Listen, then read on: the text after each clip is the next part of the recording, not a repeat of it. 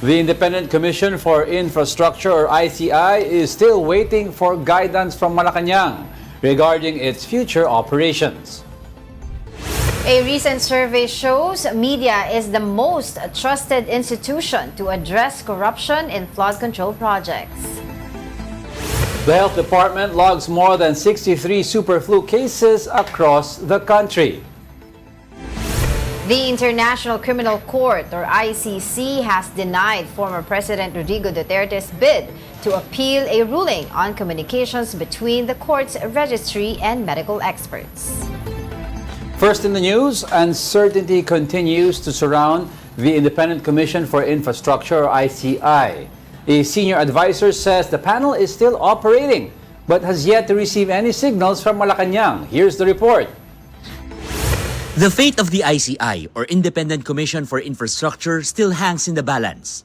That's according to the fact-finding panel special advisor Rodolfo Azurin Jr. in an interview with Storycon. The former PNP chief said they have yet to hear from Malacanang if resigned commissioners Rogelio Singson and Rosana Fajardo will be replaced soon. The remaining members are also ready in the event the ICI is dissolved by February, as some lawmakers predicted. So far, tuloy pa rin naman po yung mga ginagawa natin pag-imbestiga dun sa mga ibang mga flood control projects at mga infrastructures. I suggested nga po kay chairman namin na I think we need to write the Office of the President and ask them if they already have a replacement po sa mga commissioners namin. In the event po na they deem it na ganun nga po ang i-terminate na nila o i-abolish ang ICI because they feel na parang may duplication po ng function, wala ko tayong magagawa. General Azurin also confirmed that Batangas 1st District Representative Leandro Leviste submitted documents to the ICI. Azurin did not directly say if these were the same files the lawmakers supposedly got from the late former Public Works Undersecretary Maria Catalina Cabral. The file that is being mentioned po by Congressman Leviste, ipinakita po niya yan sa aming mga commissioners during his visit. And then I think it's already with our legal po. So legal na ho ang tumitingin kung ano ho ba yung veracity ng mga files na ipinakita po ni Congressman Leviste. A recent Pulse Asia survey shows media as the most trusted institution to address corruption in flood control projects. 54% of the respondents say they trust the media, while 47% trust civil society and non-government organizations. The Senate and the House are trusted by 37% and 31% of adult Filipinos, respectively, when it comes to the infrastructure probe. The Office of the Ombudsman, the Independent Commission for Infrastructure, and the DPWH got the least total big trust ratings in managing the scandal. Meanwhile, confidence in the administration remains low as only 30% of Filipinos said they trust President Bongbong Marcos to address flood control corruption. A whopping 48% expressed low to no trust and 22% were undecided. This is slightly unchanged from the same survey findings on September 20 to 25, where 32% of Filipinos expressed trust in the current government to deal with the issue. Now joining us to help interpret the latest survey is Dr. Ronald Holmes, President of Pulse Asia Research. Good morning, Doctor. Thanks for joining us. Good morning, Angelo. Good morning, Angela. All right, of course, can you tell us more about the survey? The survey shows that Filipinos trust the media more than the government. Ano po bang ibig sabihin nito? Well, ang ibig sabihin nito basically is that you had a number of agencies and institutions, organizations that we asked whether Filipinos think that they will be assisting in terms of addressing the problem of corruption in flood control projects. The government institutions the general sentiment will be towards indecision. That's for the Senate, the House of Representatives, the Ombudsman, the ICI. The Department of Public Works people are more distrusting, majority, 59% distrust. The media, a slight majority trust media. That means information coming from media, it's deemed as helpful by the public in addressing corruption in flood control projects. Of course, this is just a slight majority, 54%. And civil society is also thought to be, if you go from September to December, also something that positively contributes, no, to the addressing the problem of corruption. So dalawa lang agency, and both of them are not part of government. The ones in government, you have a president that's largely distrusted in terms of his capability.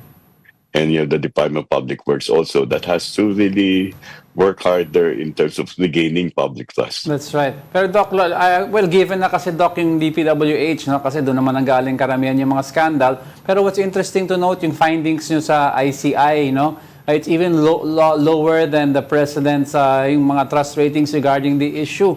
Is this due because sa kabagalan ng pag-process ng mga findings, or it's just that merely kasi halos walang ngipin ang agency? Ano ba ang nasasabi sa survey nyo? Well, una, pangalawa sinabi mo, no, Angelo, which is really that walang ngipin. At hindi tayo nagsabi niyan. Ang nagsabi niya mismo ay yung dating miyembro ng ICI, dating kalihim ng Department of Public Works and Highway. Siya mismo sa kanyang pagbibitiw na sabi niya na, walang budget at walang kapangyarihan na pilitin yung kanilang mga hinikayat na dumalo sa kanyang pagpupulong. So that's one. Pero yung ICI rito, pati na natin, mas marami ang hindi masabi kung nagtitiwala sila o hindi sila nagtitiwala. So dumami yung bilang na ito. So basically, nananatili siyang mayorya at dumami yung hindi nagtitiwala dahil nga nagbitiw yung isa. Yes, oo.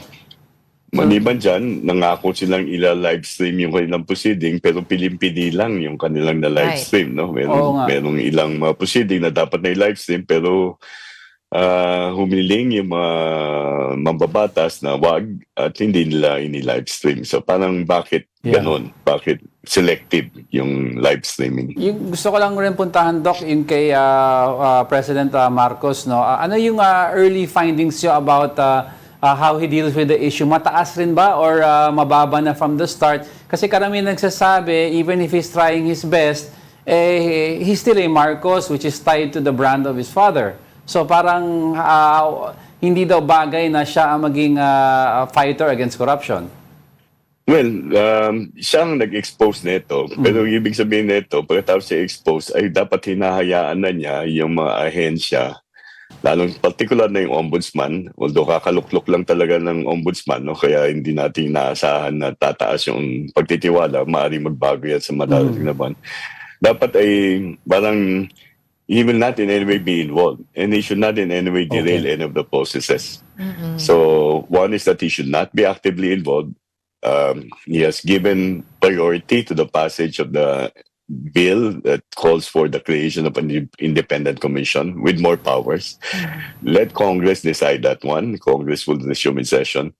And he should not derail the process. No? He should actually make sure that no one remains untouchable, and he should not in any way extend protection to anyone for that matter. Right. So is it like saying, Doc, yung sumbong sa Pangulo website, dapat wala nang ganon? Basta pag-create ng ICI, let go na siya, tumihimik na si Pangulo. Well, pwede pa rin niyang i-maintain yan, pwede pa rin niyang, pero ang eventually, ang magde-decide na kung dapat kasuhan yan ay yung ombudsman, no? Or the Department of Justice for that matter. But I think it really would be also the steps taken by the Department of Justice and the ombudsman, whether these are found to be resolute by the public. If there are no charges filed against a big fish, then that will definitely affect not only the department's ratings, but also the president, because those who are closely associated with him, if they're given a reprieve from any of the charges, it can be assumed as a way for the president to protect his closest allies or closest associates. Well, to add to what we have been talking about, what is notable here, Doc, no, is yung public trust and the ability of the ICI to address scandal, it's at 18%. While public indecision on whether or not to trust the ICI in dealing with the problem is at its highest at 51%. So why do you think so po? Yun nga, because the ICI has been less than transparent. Yeah. The Tapos- ICI, at the time that we conducted the survey, would be down to 2 members. Yes. The ICI, well, basically the ICI has not shown any clear indication of what its results would be. Because you've had more steps taken by the DPWH recommending the filing of charges against its own officials. You have steps taken by the Department of Justice. In that sense, the ICI, relative to those agencies, after they pale in comparison. No? So parang hindi pa nakikita yung resulta eh. Although, I mean, in fairness to them, basically, saddled sila ng wala naman silang budget, so wala silang masyadong tao, wala silang kapangyarihan, so hindi nila pwedeng persehin yung mga taong kanilang pinapatawag na talagang pumunta sa ICI. Pag hindi pumunta yan, hindi nila malalaman kung anong katotohanan, hindi nila malalaman yung sagot nila, at hindi nila malalaman kung dapat panugutin yung individual na yan. Okay, yun din kasi yung tinitignan din natin dito, Doc, ano, yung percentage naman dun sa Office of the Ombudsman. It's 28%, lower than 39% from the previous survey. So, bumababa siya because I think until now, sabi nga nila, wala pang big fish. At yung sinasabi nating big fish like si Zaldico and other involved, ay wala pa rin, hindi pa rin sila naaaresto. Kaya po gano'n na lang yung pagbaba, I guess, ng ombudsman. Tama po? Bumaba siya, yung trust, pero lumipat na hati no, sa indecision at saka distrust.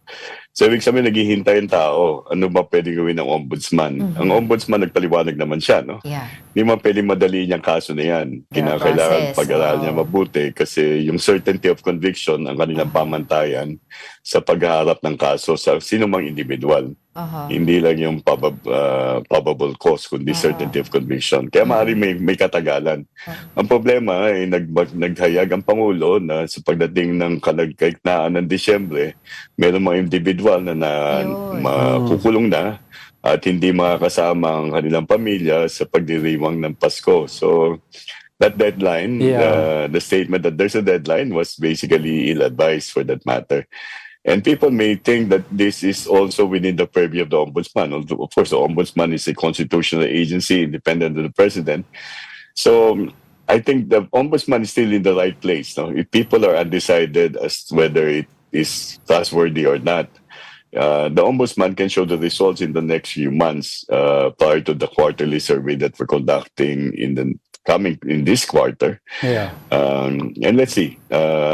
Let's wait and see. I think the attitude towards the Ombudsman is really indecision until it shows proof that it's resolved to really go after anyone and everyone, regardless of their closeness with the President, regardless of their political affiliation. Would Doc, really come into full fruition. yung looking at the numbers also, Doc, no, yung sa Senate na medyo mataas siya ng konti, specifically, is this because also of, Senator Ping Lacson is known to be a good scrutinizer and investigator in the Blue Ribbon Committee? Well, sa Senate, medyo mas makataasan kasi nagpapatuloy yung Senate Blue Ribbon Committee, although natigil siya dahil sa deliberation ng budget. No? So, let's see, because the Senate and the lower house, the House of Representatives, will resume their session before the end of the month. And I think the Senate Blue Ribbon will resume its investigations by next week. 19. Hopefully, the confidence that the Senate can address this problem of corruption will go back to, will go to a majority, no? Given that we know what the record of the chair of the Senate Blue Ribbon Committee is, Senate President Pro Tempore Ping Lacson. Okay, so I think, kasi sabi niyo po, when the survey was conducted, dalawa ang natitira na lang sa ICI. Pero right now, that there are statements na ICI must be in limbo, tas nag-iisa na lang yung commissioner nila, there is a possibility na lalong mag-decrease, yung approval rating or trust rating ng ICI unless the President tells us kung ano yung magiging plano niya dito sa komisyon na ito. Well, unless the ang presidente nilagyan na ng priority yung pagpasa ng bagong batas tungkol sa Independent Commission Against Infrastructure Corruption, di ba? Yeah. May proposed laws, bills in Congress, both the lower house and the upper house on this one. Prioritize ng presidente yan. Sana mapasa ng Kongreso kagad yan. So mawawala na yung dahilan kung bakit kailangan ng ICI, mabubuo ang tunay na independent commission na may kakayanan na mag-issue ng subpoena at mag-cite ng contempt. So sana mapasa ng Kongreso kaagad at ito ang maging dahilan kung bakit manunumbalik yung paniniwala ng tao na mayroong isang ahensya na bago na makakatulong sa pagtugon at pagpapanagot sa mga may kinalaman sa flood controls at anong pang infrastructure scandal or corruption. And Doc, and looking at also the numbers, no, well, we cannot deny also na I think most of the trust towards the government investigating corruption has to do also with politics. So, nakikita mo ba, Doc, na these numbers fairly may change but very little because we have a Duterte side, we have a Marcos side, and mostly people from the Duterte side will never, no matter anong efforts ng government, will never give a thumbs up of approval in how this government is handling the corruption issue. Well, pag napakita mo naman na wala kang sinisino at patas ka, hindi naman maaaring punahin ka pa ng kalaban mo. So, sa akin, ang dapat mapakita dito ay pinapanagot nila kahit na sino, walang pinipili, walang pinapakawalan. So, hindi na maaaring gamitin ng mga kritiko mo na ginagawa mo lang yan para maparusahan yung hindi mo mga kaalyado. So Doc, diretsahin ko na. If President Marcos shows intent on even going after, sabihin na natin, kanyang pinsan, si former Speaker Martin Romualdez, do you think this will then make his trust rating on how to handle corruption jump up higher? It will not be directly President Marcos, but if the ombudsman finds a reason to file a case against the Speaker of the House, Damay former lahat. Speaker of the House, who's the second cousin of the President. So that's a signal that the Ombudsman does not in any way favor any particular group, regardless of their political affiliation or who they are associated with. Oo.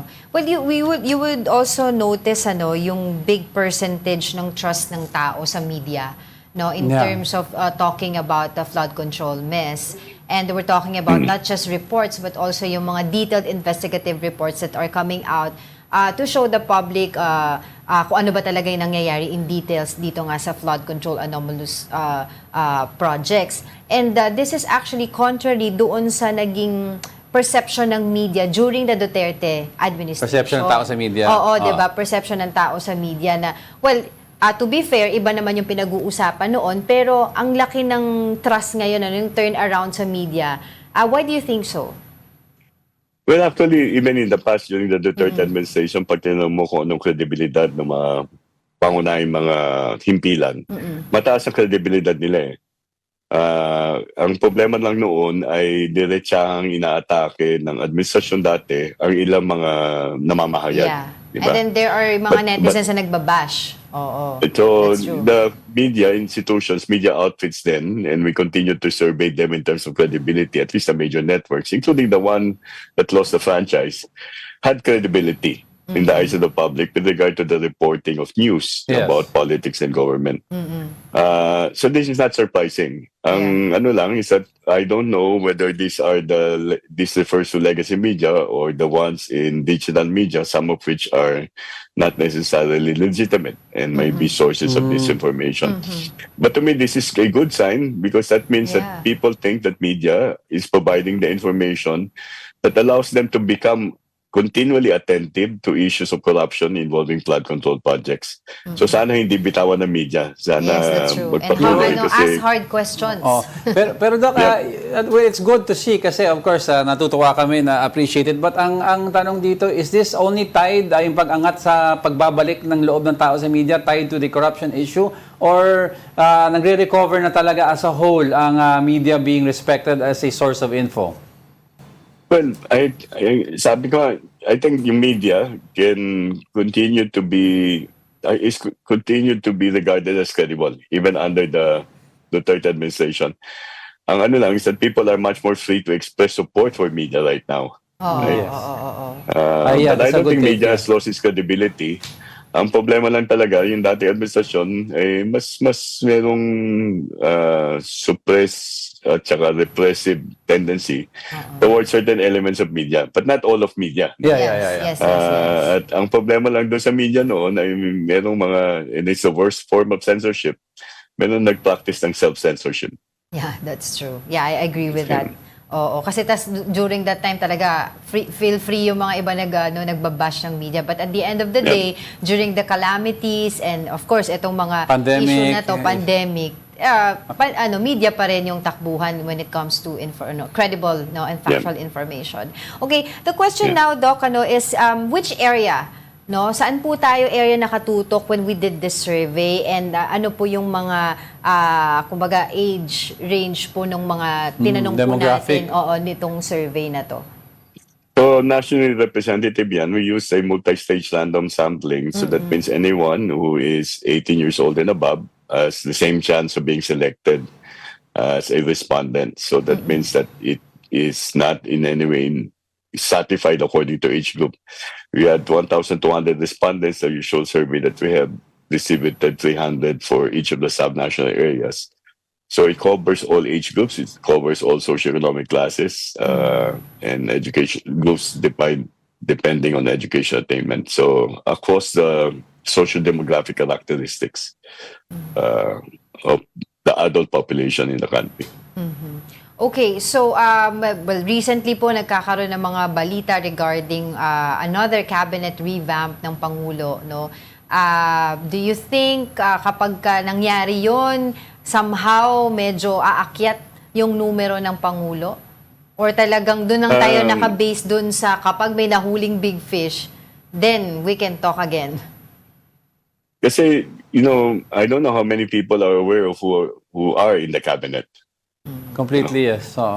I think it's more important to see what is the government doing that would be improving the quality of my life. And it doesn't matter who's in the cabinet, but if the That's government is seen as taking action that will improve the material welfare of every individual Filipino, regardless of who is in the cabinet, whether there are 9 people who will be sacked or whether there are 6 or 3 or anyone, it will be the steps that they will take in order to address major concerns, which to me still remain, except for corruption, remain largely economic. And Doc, lastly, kasi alam naman natin, for every president at the lame duck stage or the tail end of their presidency, the numbers have a somewhat tradition na bumababa talaga. Now, do we see that already kay PBBM na tuloy-tuloy na ang pagbaba as so with other presidents in the past? Bumaba siya, Angelo, noong March 2025. The lowest that we saw was 25% approval in March 2025. That was after the arrest of Rodrigo Duterte. Yeah. Medyo naka-recover na siya ngayon. Is up to 30% right now in terms of approval. But that's still low. That's not the figure that you saw in the case of former President Duterte, former President Noynoy Aquino, or even former President Sada. Almost the same figure that we established during the incumbency of former President Arroyo. Now, will he be a lame duck? Maaaring maging measure ng political capital ng presidente itong approval at trust. But hindi natatanggal yung kapangyarihan niya. At yun ang mahalaga. Kung nagagamitin niya ang kanyang kapangyarihan para maiangat ang kalagayan ng mga Pilipino, di maaari siya makabawi ng kanyang pampolitikang kapital. All right. With that, thank you very much you for po. your time and insights, Dr. Ronald Holmes, President of Pulse Asia Research. The Philippine National Police Highway Patrol Group said it is searching for 10 more luxury vehicles allegedly linked to former House Appropriations Chair and resigned Ako Bicol Representative Zaldico. Mobile journalist Arles de los Santos has the report. 4 days after 14 vehicles allegedly owned by resigned Congressman Zaldico and companies have been seized in a condominium in Taguig City, the PNP Highway Patrol Group said they are looking to find 10 or more luxury vehicles owned by Co. That is confirmed by HPG Acting Director Police Brigadier General Hansen Marantan, saying they received information that more than 24 vehicles owned by Zaldico are being kept in a condominium building in BGC, Taguig City. It can be recalled that only 14 of them were found last week, where 12 were seized and turned over to ICI as the other 2 could not be driven. Among the seized vehicles were a Ferrari, a GMC Denali, Rolls-Royce, and Cadillac Escalade with an estimated combined cost of 145 million pesos. The PNP also maintained that the operation and confiscation was legal after news that Coscomp is considering to file a case after the alleged illegal confiscation of the vehicles. Ano ikakaso nila sa amin? Na kinuha namin yung sasakyan nila, na naka-uniforme kami, nagpaalam kami sa kanila, they granted it, we give them receipts, at sinabi namin, dalhin namin dito sa ICI compound. Is that carnapping? Yesterday, representatives from the HPG went to the Independent Commission for Infrastructure to conduct macro-etching examination to 4 vehicles linked to CO, but they refused to give further statements. Meanwhile, the Bureau of Customs said it is now checking its system to verify relative information gathered during the implementation. And the next step for the BOC is to prepare a return to the court and inform it of its findings of the search warrant implementation. Still under the ongoing flood control controversy probe, the Office of the Ombudsman reacts to the allegations that the BGC boys or officials of Bulacan 1st District Engineering Office will recant their statements implicating several high-ranking officials to the flood control mess, saying it remains a noise and that Ombudsman will rely on sworn statements but warns that it would affect their admission under Witness Protection Program. Kapatid Arles de los Santos, we are One News. We'll be back with more stories after the break. Keep it here on One News.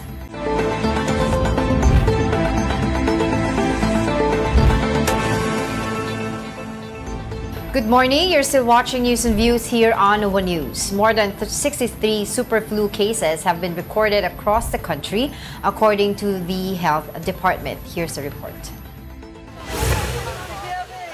As the weather turns colder, many people are catching coughs and colds. Health workers in Santa Ana, Manila report an increasing number of flu cases, with Barangay 189 even running out of medicines due to high demand. Since nung December, bata, matanda, tas lagi rito naubos aming paracetamol, tsaka yung sa mga baby, mga drops na ano. To protect themselves, many residents are wearing face masks. Among them is Lola Presi, who recently recovered from the flu.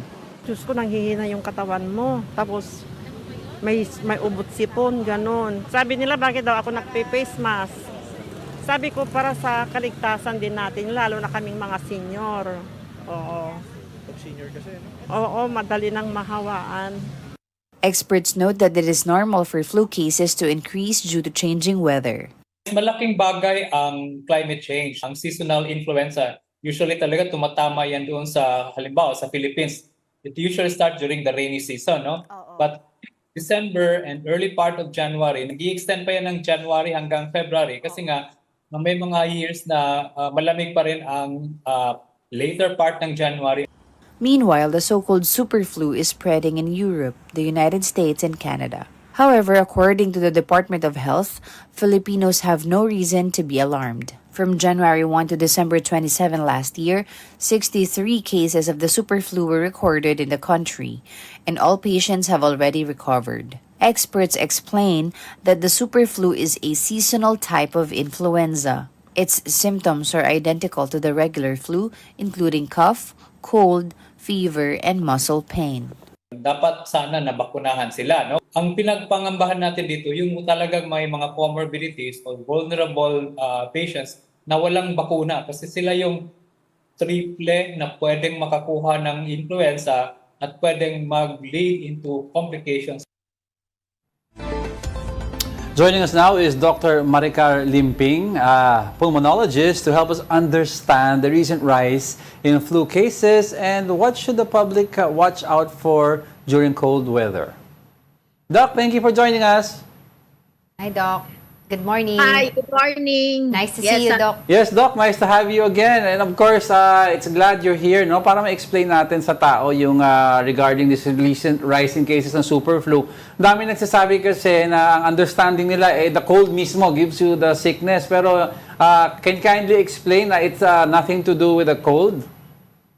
Actually, the cold itself, parang it provides the impetus or the start of everything. Kasi if we breathe in cold air, that actually causes some irritation doon sa respiratory system. But also, the cold itself, it encourages bacterial growth, Yun.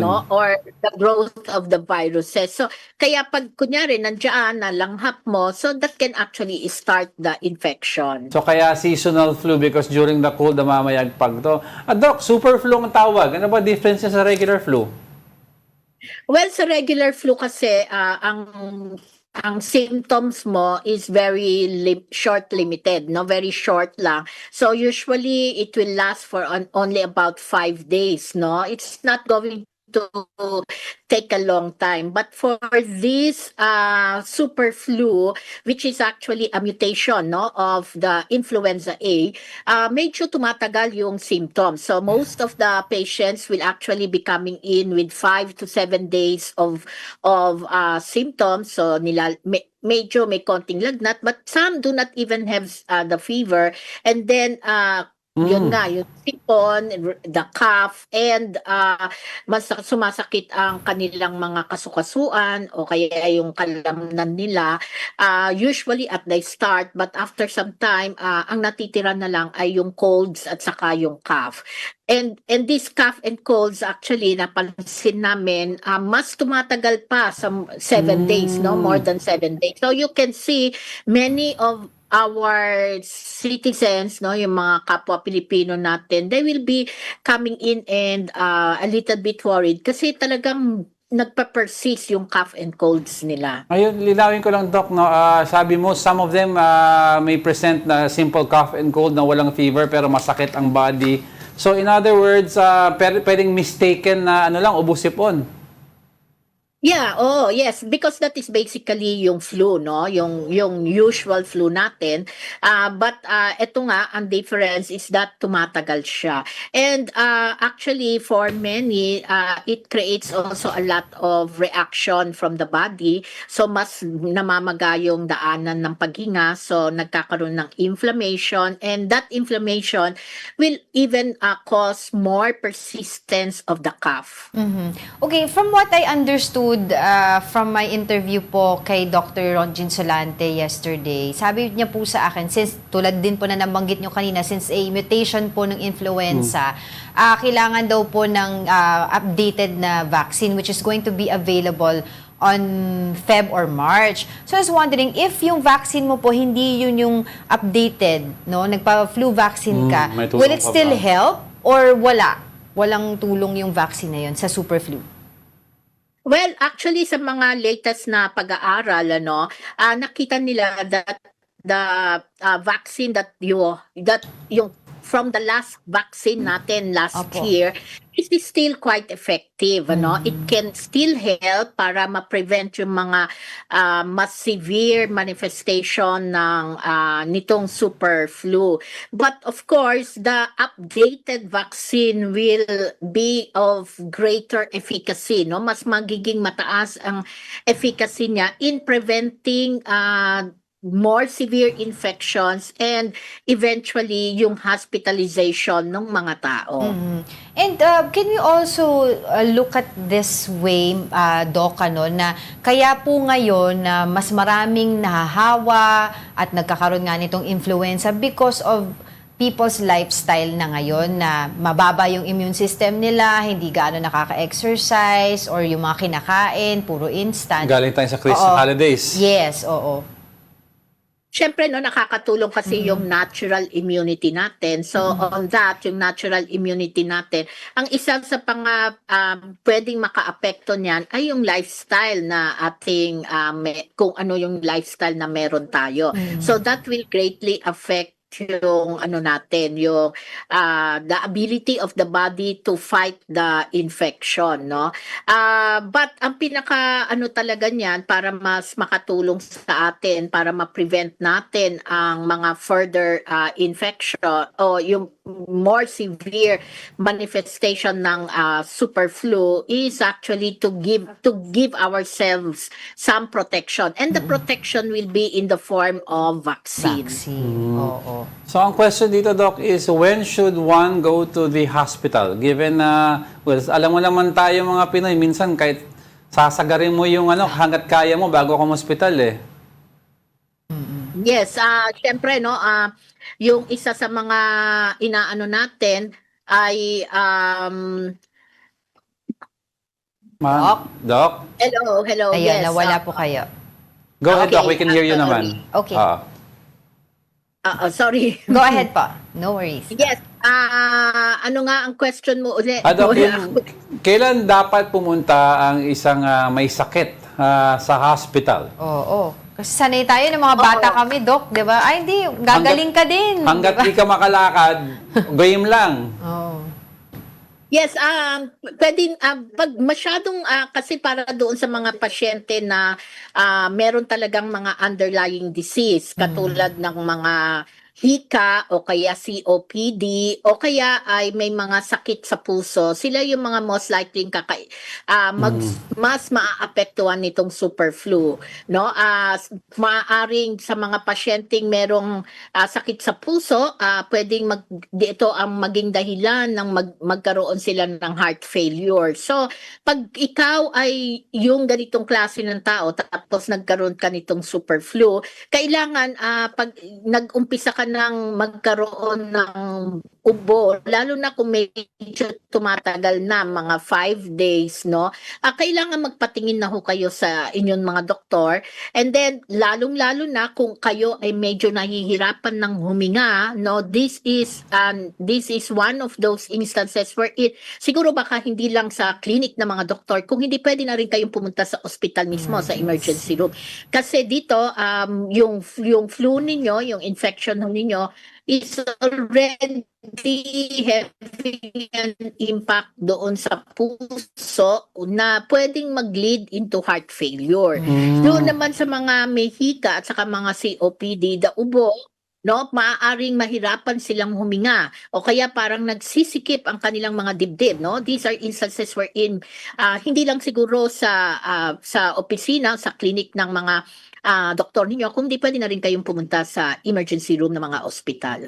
So, yan po yung advice po ninyo para sa mga people with comorbidities, no? Pero hindi naman to, kumbaga, since it's flu, hindi naman po siya, this would not lead to or cause to death, di naman. The flu itself, hindi talaga siya, we do not expect na mamamatay ang mga tao. However, maaaring mamatay ka pa rin kapag ikaw ay nagkaroon nga ng komplikasyon, no? Like yung heart failure o kaya masyado kang atakihin sa iyong hika o yung COPD mo na mahirapan kang huminga. At itong mahirapan ka huminga ay can actually lead to even na makabit ka, malagyan ka ng tubo at makabit ka sa respirator, no? So, yun yung tinatawag nating lung failure, no? So, pag itong mga ito ang mangyari sa iyo at kung hindi mo na-recognize ng maaga, then that can actually spell death. So, lastly, Doc, of course, we'd like to ask you to give advice sa mga viewers natin. Pero what I understand is sinasabi mo, if your breathing is different from the ordinary, regardless kung anong pulmonary disease, pumunta ka ng doktor. Yes, pumunta ka ng doktor kapag nagkakaroon ka na talaga ng nahirapan ka or Sometimes kasi itong mga viral infection na ito will also lead to a superimposed bacterial infection. So kapag ang mga ubo, sipon ninyo, may plema kayo na mas kulay yellow, green, you have to see and go and see your doctor. So ang pinaka-importante dito, advice na pwede nating ibigay sa kanila is really to give yourself protection. No? Every year, sinasabi namin yan na kailangan you have to take your flu shots. No? At ang every year, nagbabago po ang type of strain ng flu na meron ho tayo. That is why yung bakuna na binibigay at the start of the year, which will usually come by March no, of each year.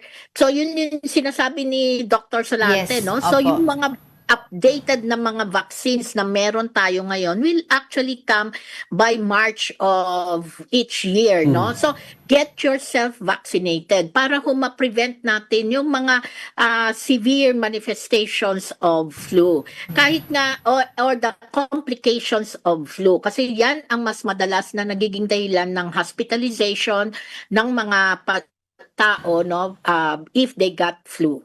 Ayan, very well said. And I guess, Doc, syempre yung ating paalala na mag-mask, di ba? Kung ikaw ay Compromised. not feeling well, huwag ka na lumabas ng bahay, o kung kailangan mo lumabas, mag-mask ka na rin para rin respeto na rin sa iyong mga makakasalamuha. On that note, maraming salamat po sa inyong oras. As always, Dr. Maricar Limpin, pulmonologist. Maraming salamat po. All right, rescuers continue searching for workers trapped in the Binaliw landfall following a landslide on January 8th. Here is the report. 11 people have died and 26 remain missing 5 days after a mountain of garbage collapsed at a landfill in Barangay Binaliw, Cebu City. Families of the missing have voiced frustrations over what they describe as slow progress in the rescue operations. Napakabagal talaga. Napakabagal dahil kasi kita ng view nila na hindi kakayanin ng mga rescuer yun. Sana naman nag-implement sila agad ng initiative na mapabilis. Naghintay sila, nag-deploy sila ng mga disaster team o rescuer dyan. Pero parang walang nagawa. Parang mga puro supervisor lang. Initially, media personnel and relatives were allowed near the landfill perimeter, but access has since been restricted. Laging lang hanap yung ama nila. O, ma, na si Papa, okay na ba si Papa? Wala pag yun nakita. Ang sakit nun, sa side mo, ikaw hinahanap yung ama. Napakasakit. Sana naman, magkaroon sila ng awa na makita man ng body ng asawa ko. Sana buo. Mahal ko yung asawa ko. Cebu City Mayor Nestor Archival assured the public that rescuers are doing everything possible to locate those still trapped under the debris. We understand that there are people that are trapped inside that has life. Buhay pa sila. The building is actually a metal building. All of the parts are interconnected to each other. Now, if we want to bring the structure up, certainly they will be in the middle. Sa kuan sila, mapiit sila. If we have the big spark, then it will catch fire. Archival added that operation will continue as long as there are signs of potential survivors. The mayor also stressed that the tragedy should serve as a wake-up call to tighten permits and inspection for all landfills. It's really a wake-up call. Ang kaning atong garbage sa ordinance o nga atong 9003, which is the national law, it's in there so long a time. Ang ato lang wala gini nato matagay o pagtagad. Archival also expressed support for a planned Senate inquiry into the deadly landslide. PVOX observed early Tuesday morning a short-lived incandescent lava fountain that rose to a height of 100 meters at the summit crater of Mayon volcano. The volcanic activity lasted approximately 35 seconds. Alert level 3 remains in effect over Mayon volcano, and entry into the 6-kilometer permanent danger zone is strictly prohibited. Meanwhile, the Department of Social Welfare and Development said it will provide cash for work activities for evacuees to help them earn money amid the volcano's unrest. Kasi yung food, yung evacuation centers, no? Kasi hindi na yon basta-basta kasi marami ng tao. Especially ang hygiene sa loob, yung paliguan, yung inumin, at saka siyempre yung pagkain. Yung cash for work, magkano ibibigay? 435 pesos, di ba? Regional Wage Board yan.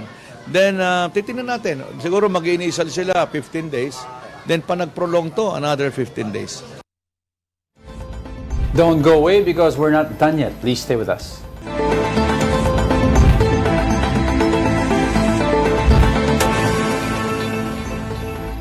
Welcome back. You're still watching News and Views here on One News. A critical shortage of blood supplies has forced hospitals nationwide to raise red alerts at the start of the new year. Mobile Journal, Jas Paredes reports.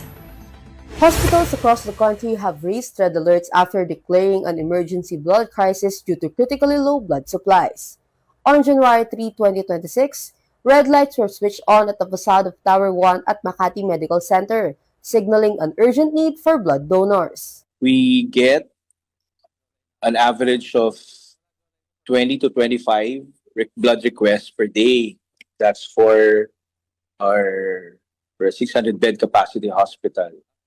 And not to mention emergency cases, unexpected emergency cases coming in from the ER who will need blood.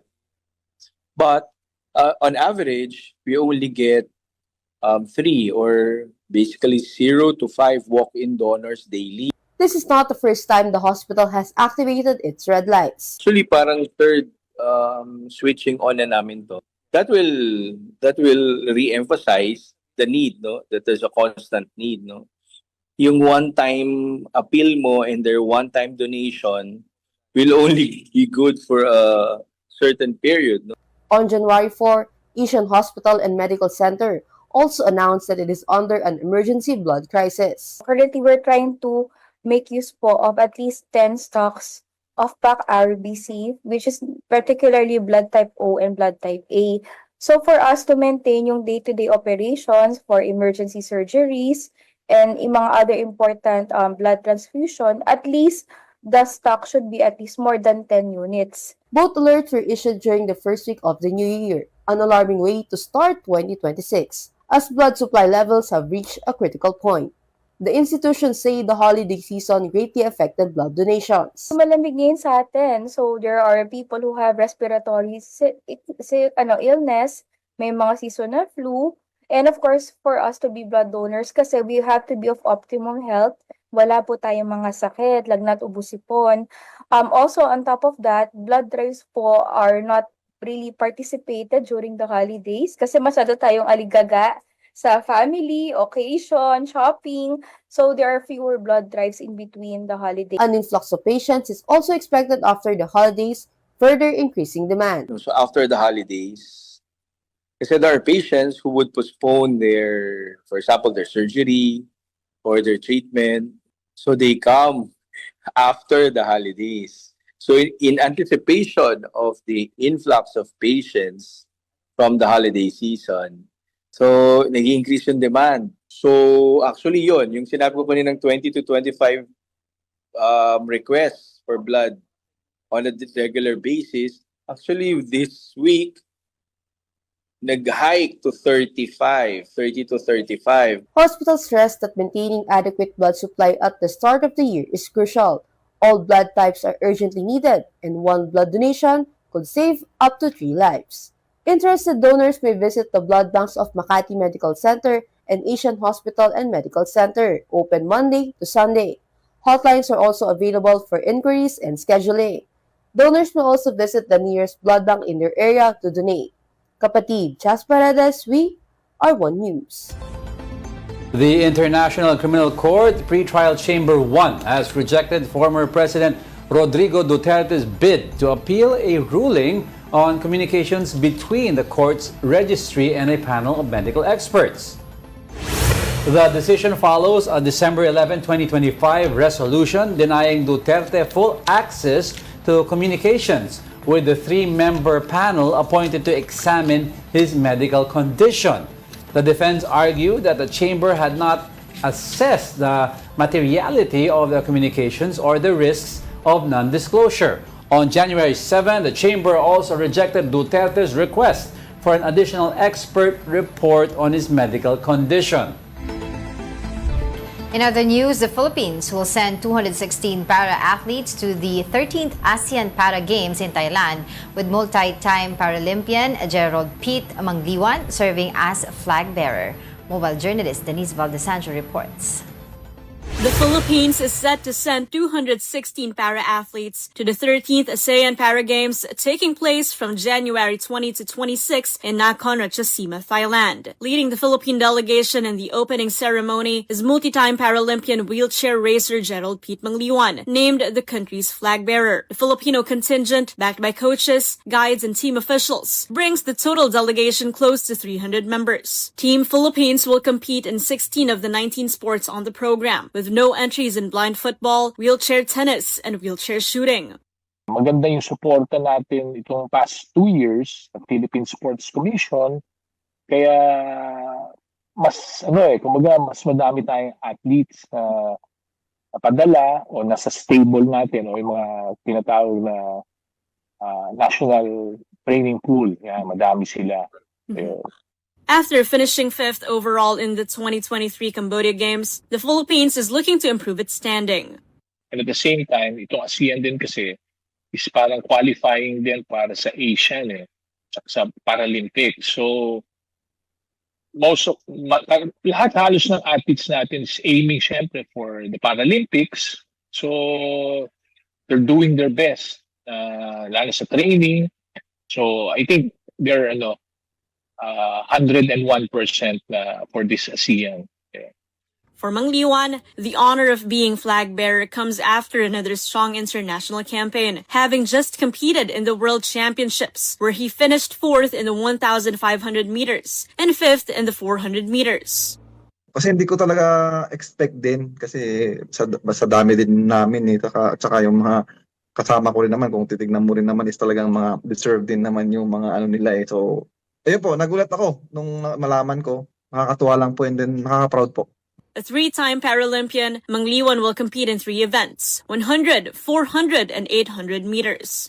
Pagpunta ko pa lang dun is talagang medyo nakakataba ng puso na nabigyan ulit or nakakaano ng pagkakataon na nabigyan ka na ulit ng ganyan na moment, to showcase kung ano man yung mga pinaghihirapan mo . So, ayun po. With a deep lineup and a seasoned leader carrying the flag, Team Philippines opens its ASEAN Para Games campaign, aiming for a stronger finish and a solid start to a new competitive cycle. Kapatid Denise Valdesancho, we are One News. Congratulations and good luck sa ating mga para-athletes. We should also support and pay attention because they also bring honor to our country. Yes, Sino pa yung isa? Every year that they would go there sa Paralympian, like sila Ernie Gawilan. Yun, di ba siya sa swimming? Sa swimming. Sila Arnel Aba.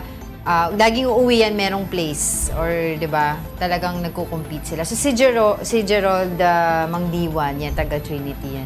So, ano si Gerald? Anong Gerald? Yung flag bearer siya ngayon. Ano yung sport niya ulit? Yung sa wheelchair, pabilisan na. Racing. Yung racing. Hindi ko alam kasi yung pinakatawag. Yung official sport name, oo. Pero yeah, congratulations and good luck. Good luck. And of course, prayers for them that they walang untoward incident and tuloy-tuloy lang. Of course, remember, they're also raising the Philippine flag. All right? It's a gloomy weather ngayon. Yes, it is. Postura ka. Ay, nako. Anyway, that wraps up today's episode of News and Views. Join us again tomorrow. I'm Angela Lagunsad Castro. And I'm Angelo Castro III. Kapatid, we are One News. All sides, all the time.